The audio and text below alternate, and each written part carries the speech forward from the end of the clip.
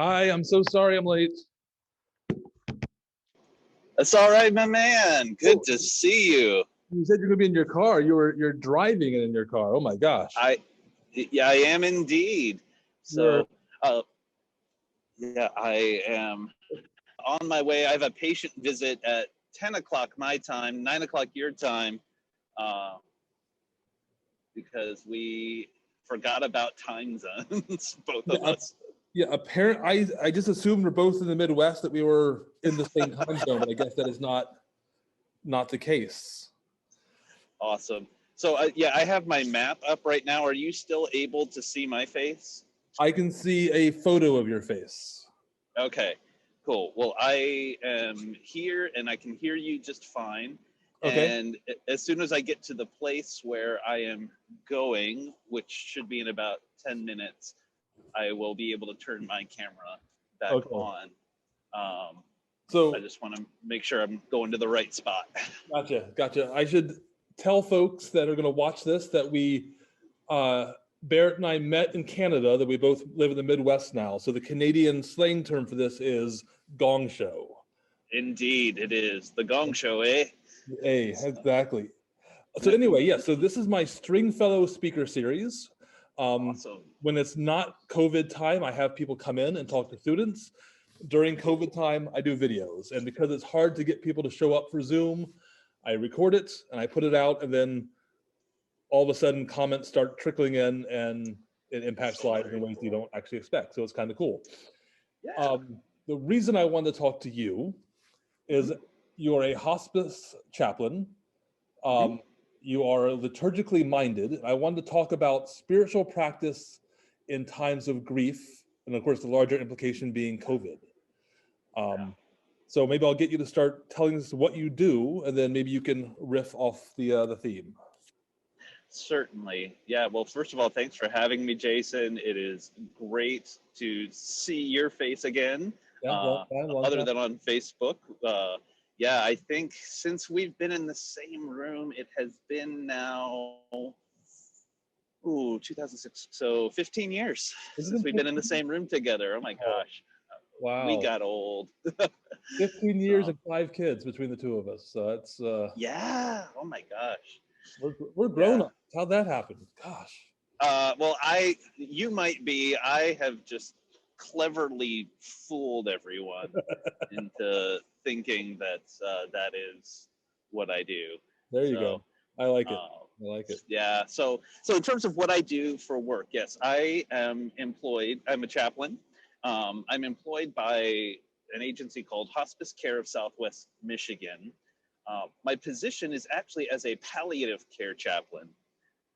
So I don't do end of life acute care.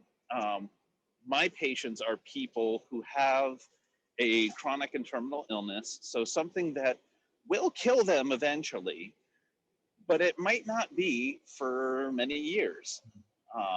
And so some of my patients I work with for years at a time. And but what they have is a lasting condition. It might be a slow burning cancer or COPD or congestive heart failure.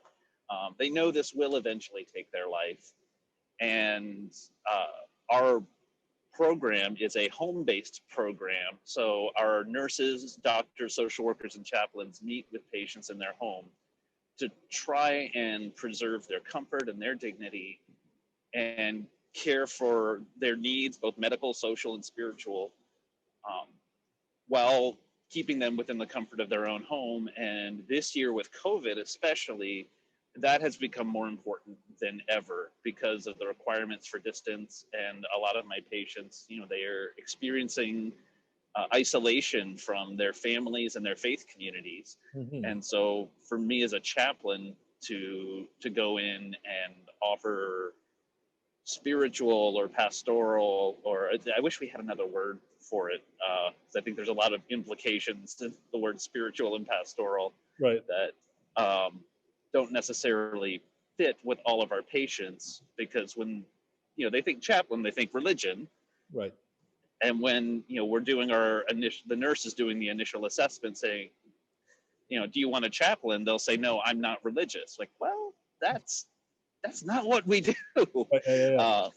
In fact, I think my devoutly religious patients are less likely to benefit from our services because they typically have a church or synagogue or mosque that they're connected to.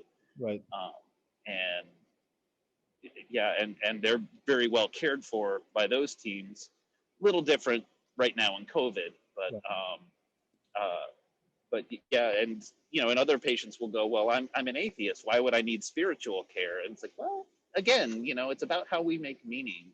Right. And one thing I've told my students here is that my job is a journey with, right? Like, it's not my job to convert people. It's not my job to import a spirituality or metaphor system into what they already have, right? Like, one of my most enthusiastic students right now is a pagan.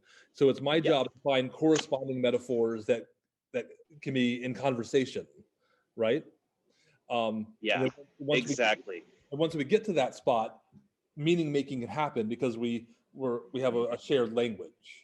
Exactly. Yeah. And like, what I come down to is there's a phrase that I've borrowed from Brene Brown, the author, about, we call it the story I'm telling myself. And we tell ourselves all kinds of stories. And the stories that people construct to make meaning out of their life, it may or may not be a religious story. It might be pagan, Christian, secular.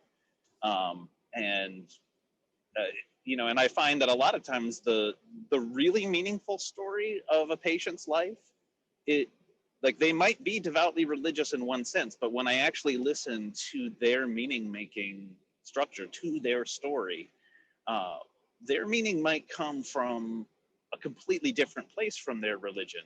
So, they might say, for example, oh, I'm devoutly Roman Catholic, but then proceed to tell me their whole life story through food, and all the places they've traveled and the things they got to eat when they were there. And for them, that's the meaningful thing, not necessarily their affiliation as a Roman Catholic, although that might also be meaningful in a different way.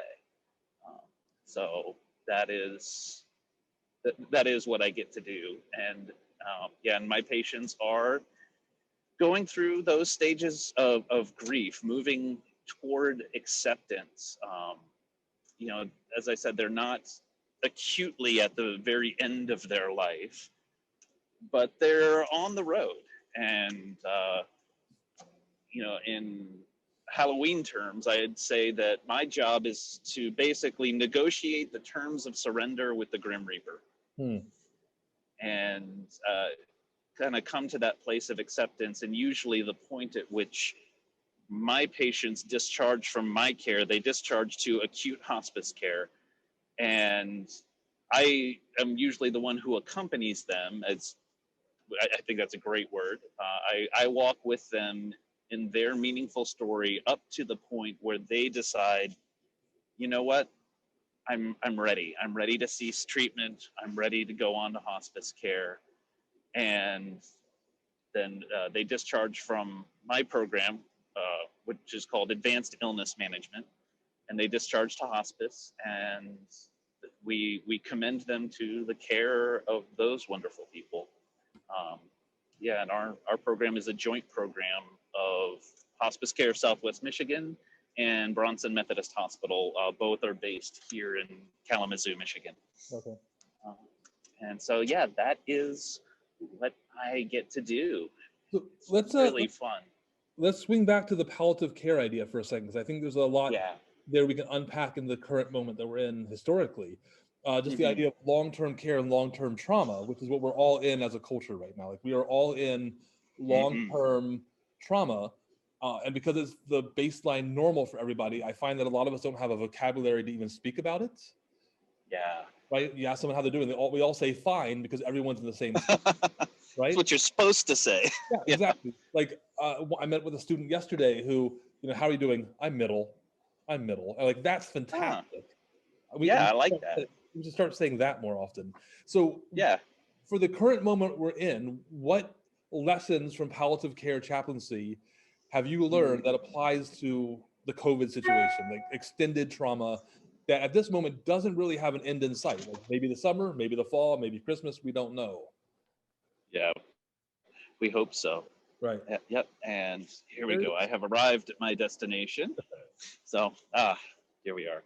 So the lessons that I've learned for this moment in terms of the meaning-making process from a chaplaincy perspective during COVID-19.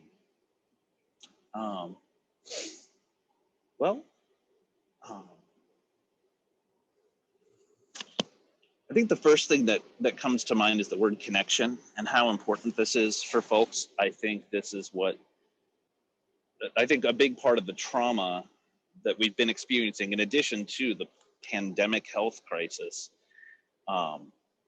this has caused us to isolate for the sake of survival, especially for our folks who are dealing with long-term illness or immunocompromised. But I think the greatest sacrifice we have made is that sense of connection, whether it's getting to see our neighbors, for those who are unpartnered or unmarried, to have to figure out new ways to date through Zoom, not being able to physically be in the room with one another. And I think where this is unique in the history of human evolution, community from our evolutionary ancestors was one of the ways that we learned how to survive.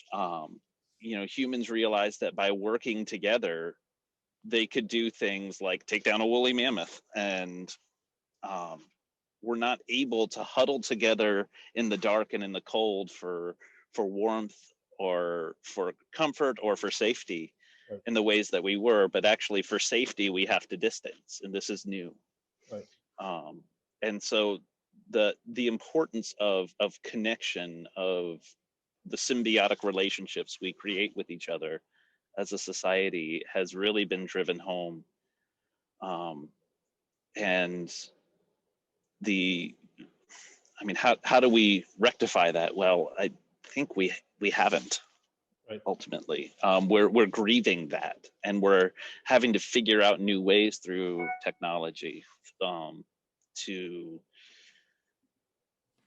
find ways to connect. And as we all know, it's not the same as being in the room with a flesh and blood person, being able to comfort one another and support one another in these practical ways. And so, I think there's always a tension that we are living in, where in order to love and support and help one another best, we need to distance. And all of our neurological and genetic heritage is screaming at that. They say, no, we need to be together to help one another. Right. And it's natural, it's normal, that tension is great. But what we're learning from the research, from the science, is that this is a very communicable disease, and it can kill, as it has killed, right, over 2 million of us. And so the way to love one another best right now is to keep our distance. And we know that mentally, but emotionally, and I think even physically, we feel that as a disconnect, as this cognitive tension that we're just holding. And I think that is as much a part of the trauma as the threat of a deadly disease. Right. And so this is what we're learning to deal with. So we do what our evolutionary ancestors have always done. We adapt.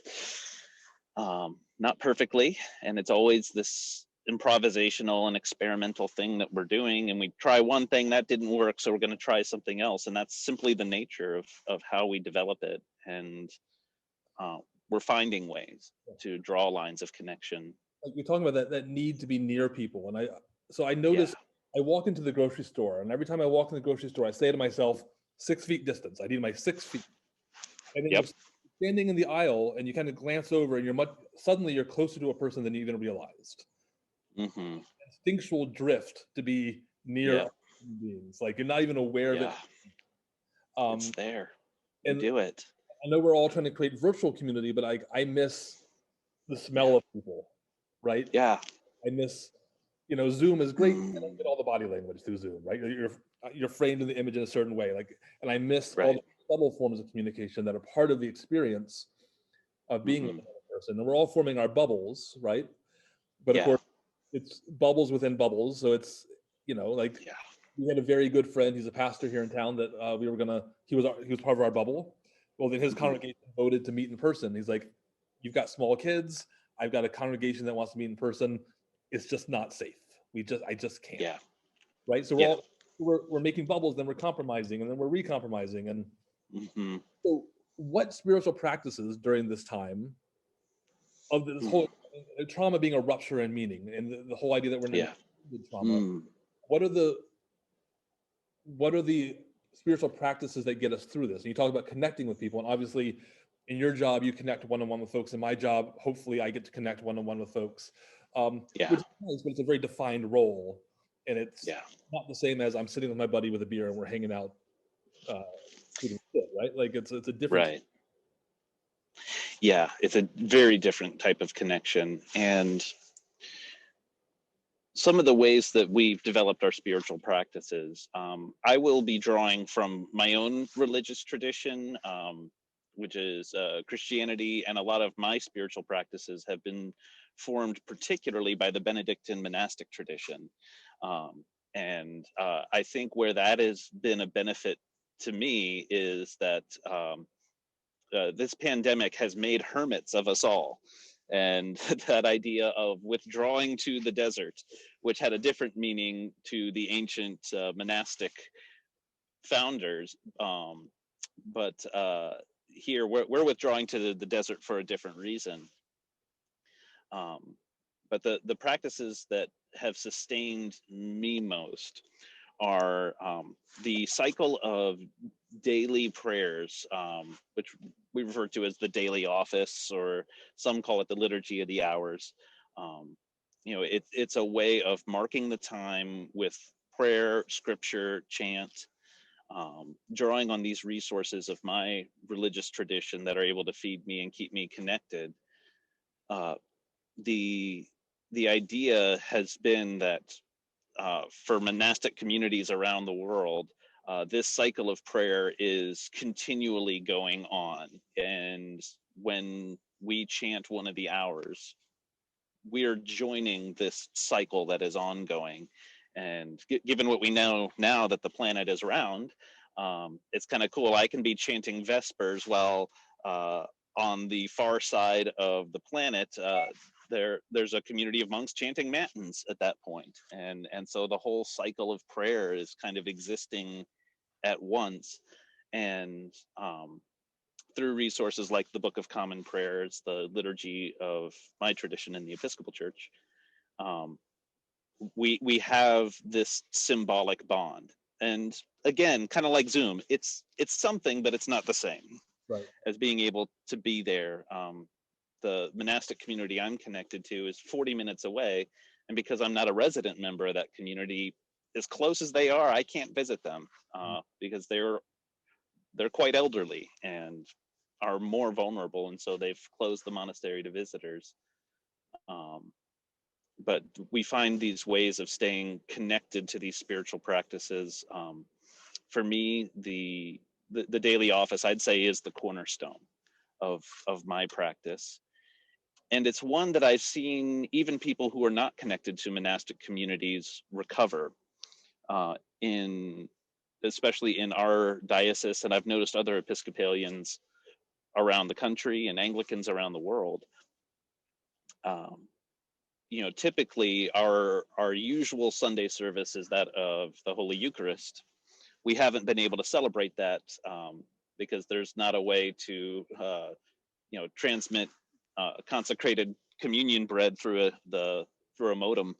Right. Gosh, I dated myself with that term. But there's not a way to do communion online, at least not in our tradition's understanding of what the Eucharist is and how it works.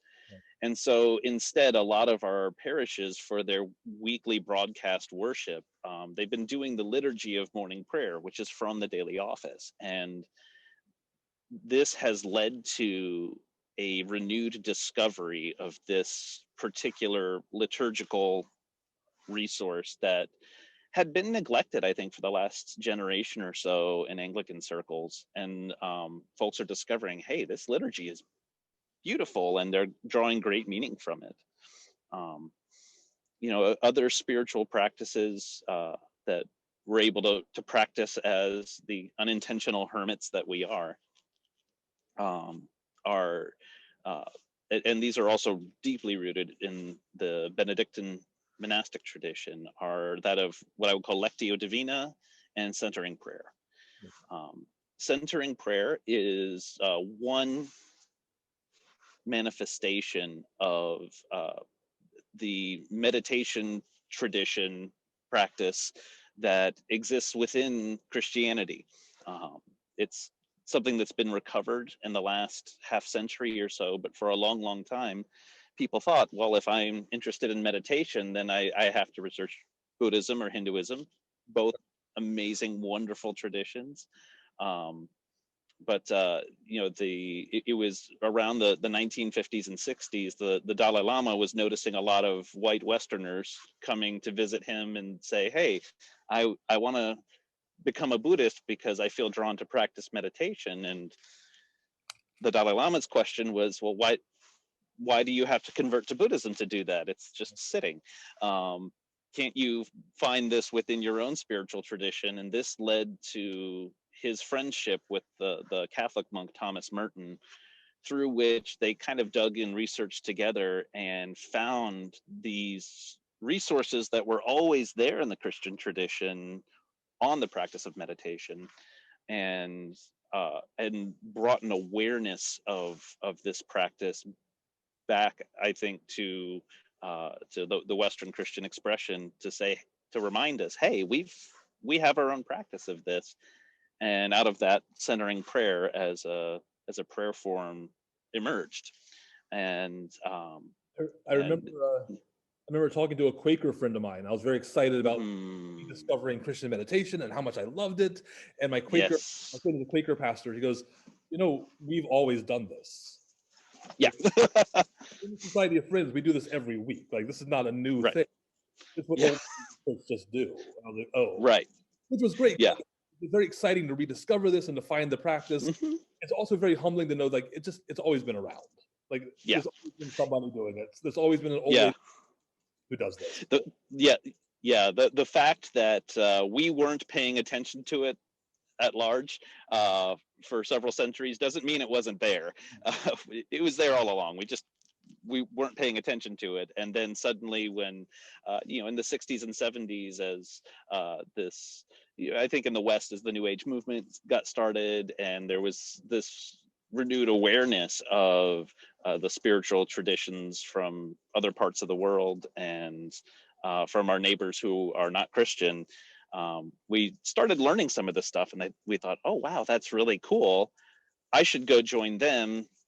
But then, in the words of T.S. Eliot, our exploration leads us back to the place where we started, and we know the place for the first time.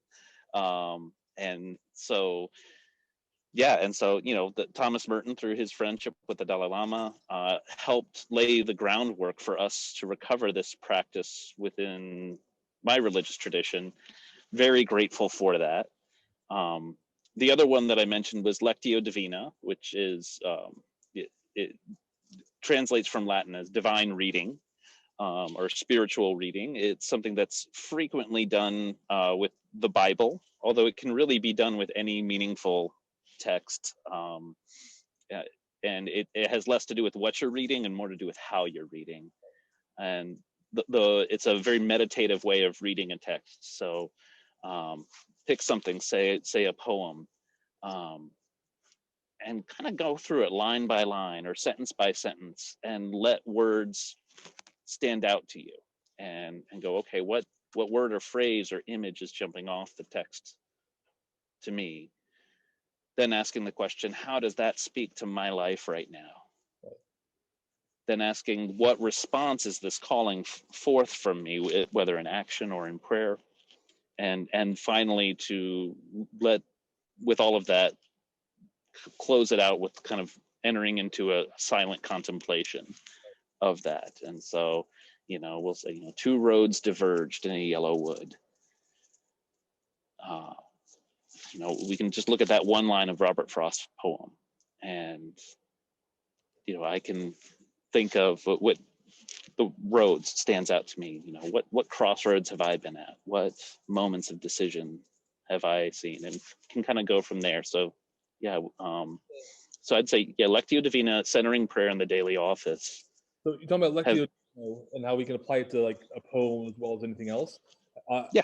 I assume you know the podcast Harry Potter and the Sacred Text? Yes, from Harvard, I believe. I believe so, yeah, or Yale, or one of the big fancy schools. Right. They do the same thing. Like the first 3 or 4 episodes were like applying Lectio Divina to Harry Potter. Or I think other forms of biblical hermeneutics kind of show up as the podcast goes on. But I find that's interesting, is we're talking about like specific spiritual traditions, but how we can expand that out to people who need the gift of spirituality but don't have a home tradition, or are spiritual but not religious but don't have a common set of practices. So these skills we're talking about, they open up, they go a little bit wider, right? Absolutely. So and also I think it's a very interesting way to reclaim, right? So Harry Potter is significant to a lot of people. Buffy the Vampire Slayer, very significant to a lot of people philosophically, despite the fact that their authors are batshit insane, right? Yeah, as we are continually learning, unfortunately. But then again, I experienced that in my own religious tradition. When I was saying morning prayer this morning, there was a reading from St. Paul, and I got to the end and just kind of shook my head and went, Paul, sometimes I wish you'd tone it down. Just you're a little crazy. And I remember at community worship at VSC, Vancouver School of Theology, there'd always be a reading that was a bit, why do we have that in the lectionary? So we'll always put the question mark at the end. Hear what the Spirit is saying to the church. Like, what do we do with this? I don't know. Right. Yeah. But even those are important, because that asks you to wrestle with how meaning is made in the received tradition, and that maybe part of faithfulness is like calling bullshit on Paul, right? Like, that the tradition, if we associate with a tradition, it's always a living tradition, and there are certain parts of our spirituality that have developed over time. You and I both have reflected together, when we were in seminary at the same time in Vancouver, different schools, but we were both, I think, moving into this space of being what I like to call recovering evangelicals, and going from the space of taking our spiritual tradition as being literally and exclusively true, to broadening out, and I'd say broadening and deepening our base to take a wider view of the world. And that's a journey that we've been doing in tandem together for the 15 years since.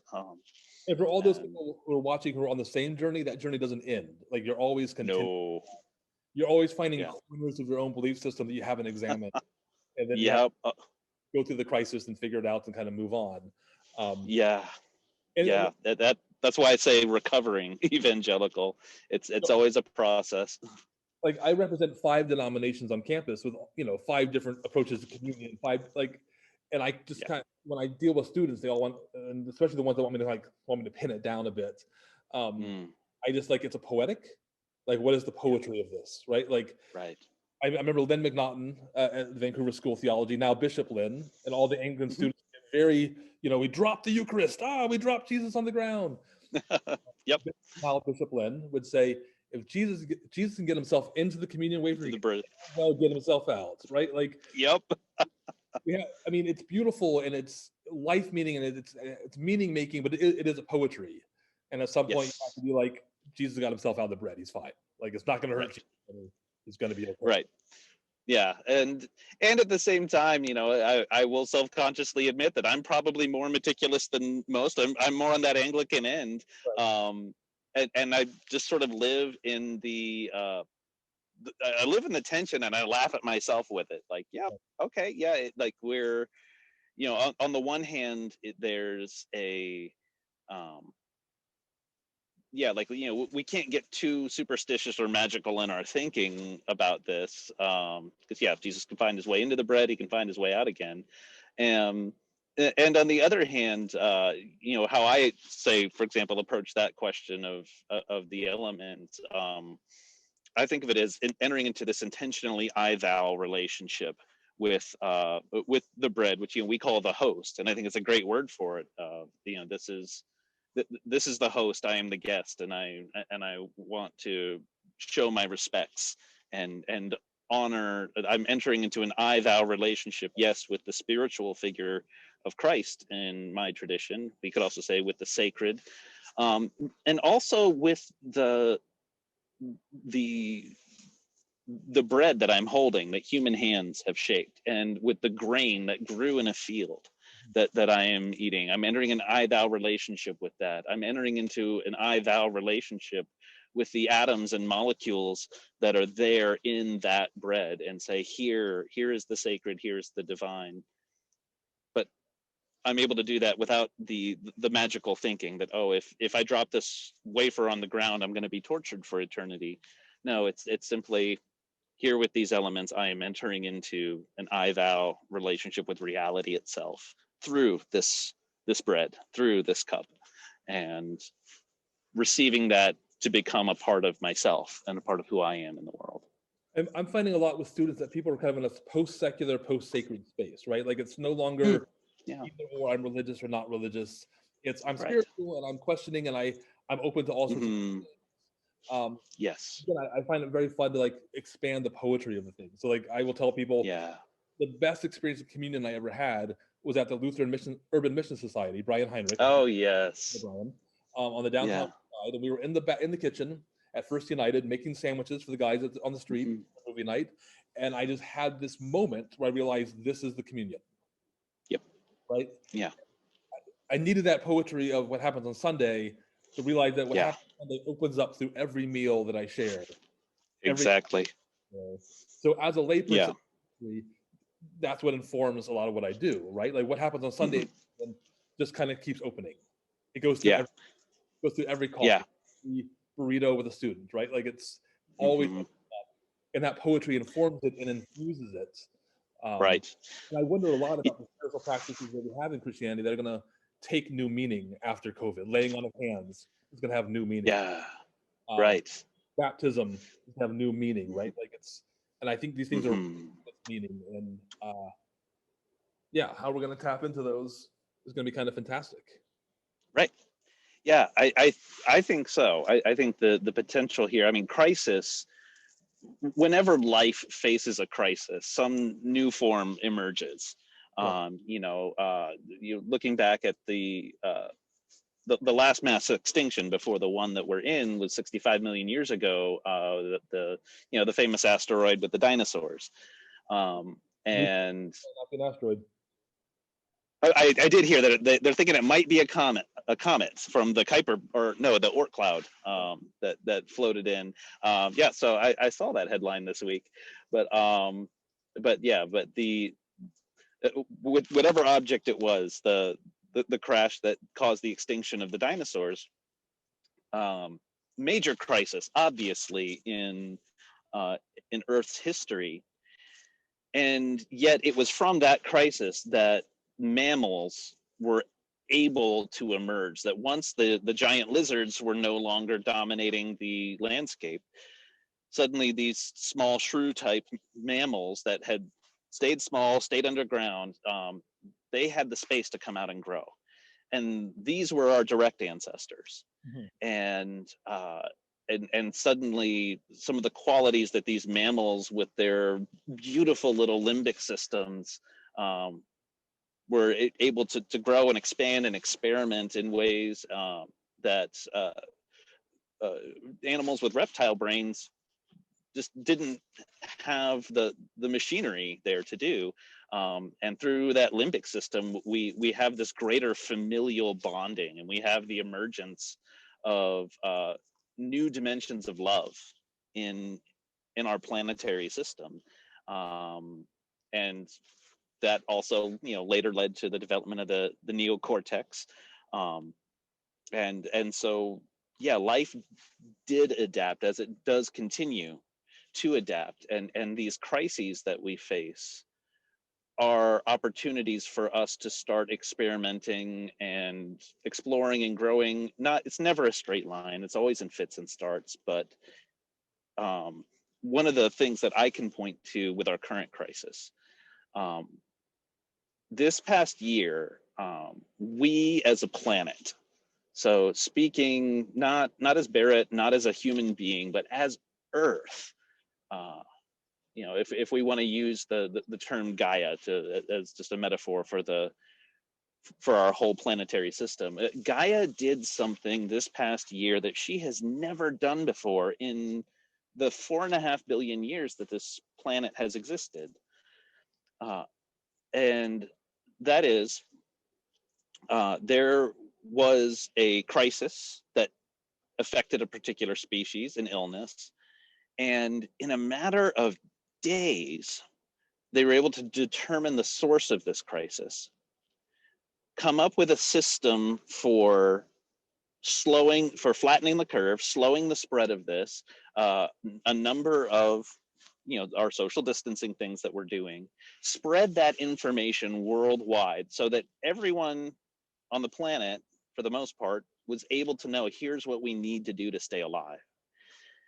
And that bought time for our scientists and researchers to do the work that allowed a vaccine to be created and begin to be distributed within a year, which is the moment that we're at now.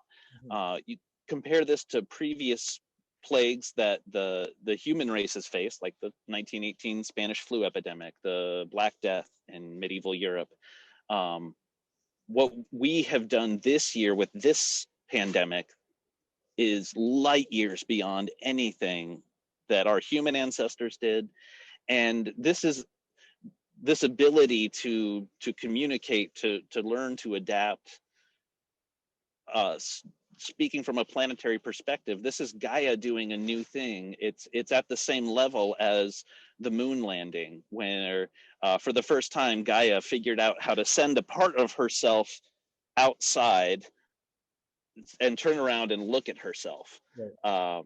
In that beautiful Earthrise shot we have at the moon landing there, that's, as Earth, we are Earth seeing Earth for the first time. For the first time, Gaia got to see how beautiful she is in that wonderful Earthrise photo taken from the moon. That was a new thing that she had never done before. Just as how we're facing this pandemic, it is a new thing. And I think there's tremendous hope in that for me, in the adaptability that we have, in the creativity that is bubbling up from within us. And is honoring the creativity of life going back billions of years.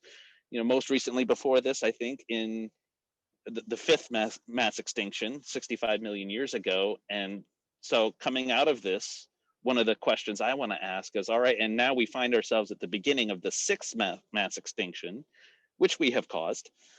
And what kinds of adaptations are we as Gaia going, as Earth, what adaptations are we going to make going forward? Because we have realized we have this tremendous power of creativity. And whether you want to call that the Holy Spirit guiding us, great. Or if you just want to call that just the power of human ingenuity or life finding a way, that there's power and there's hope. Yeah. And do we lean into the evolutionary moment, right? There's always a choice. Like evolution always has a choice. Ryan Swim talks about that. Yes. John Cobb talks about, like, do we lean into the evolutionary moments and choose to evolve, choose to become the next new thing, or do we hold on to past ways of doing things? There's always a bit of safety and holding on to the past ways. Right. Yeah. And those of us who think of ourselves as being woke or progressive often find ourselves holding on to things that we probably shouldn't as well. So how Right. And holding on to things that we should. I think it's always that tension that we're in. And so, for me, my way of engaging with my religious tradition, for example, is light years different from where it was even when you and I were living in the same city. And yet I continue to hold on to the tradition itself. I hold it very differently. It has evolved. The me of 2005 would probably call the me of 2021 a heretic. I'm okay with that. Yeah. So that there, in a sense, there's been sort of a death and rebirth through that. I think about, and yet at the same time, yeah, I continue to stay connected to my Christian religious tradition. I don't feel a need to abandon it, although I know that for some, their experience of trauma does necessitate abandonment of the Christian tradition to be the right choice for them. I think a lot about the Jason that I was at Liberty University, when I was at Jerry Falwell School, right? And how he recognized who I am now, but I couldn't be who I am now if I hadn't been that guy then. There we go. The questions I asked then are the same questions. We just have, but that Jason wanted the answers. This Jason just wants better questions, right? Right. Yeah. Yeah. I hear that, and I feel that.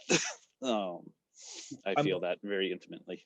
I'm aware that you have a meeting in 5 minutes. I do. I'm going to have to get going momentarily here. Yeah. I want to wrap up, and I want to thank you for being part of our Stringfellow series. You're in good company. You're in good company with, I've had James Allison, I've had Brian McLaurin, so you're in good company. So I want to give you. Wow. Thank you. I want to give you a chance for the final word. Like, what final thought would you like to give us as you head off into the work of meaning making? Oh, yes.